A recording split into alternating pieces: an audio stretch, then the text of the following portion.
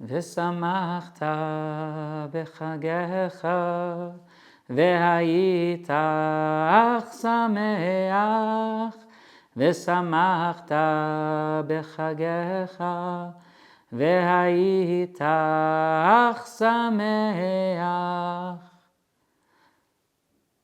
On the evening of the 22nd of Tishrei last year, October 6th, on Friday night, my community and I sang those words together over and over again.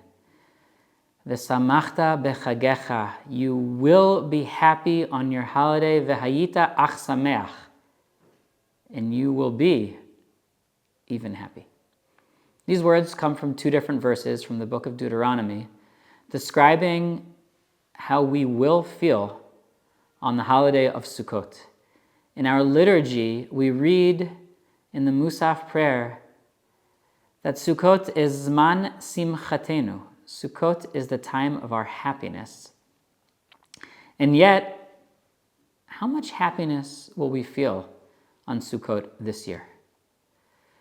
The holidays of Tishrei are all marked by the terrible year that the Jewish people and all of Israel have had since the morning of the 22nd of Tishrei, since our Simchat Torah was replaced by a terrible, terrible atrocity.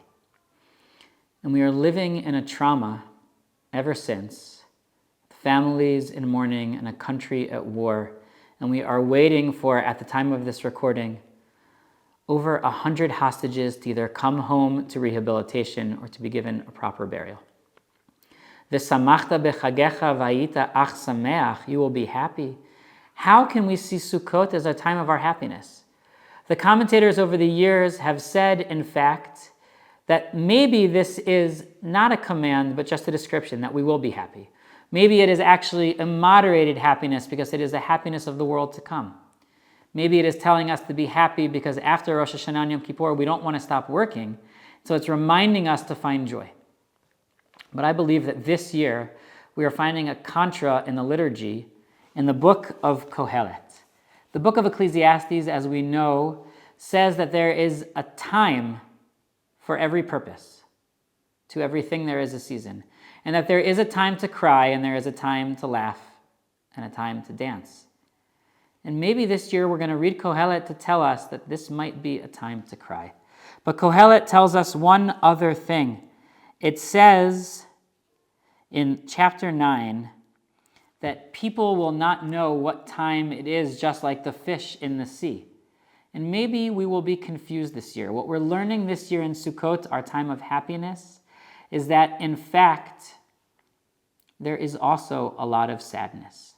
And this year, we have an opportunity to say, it is all mixed together. We can have happiness in our holiday, because what is a sukkah? A sukkah is a reminder of how temporary things are.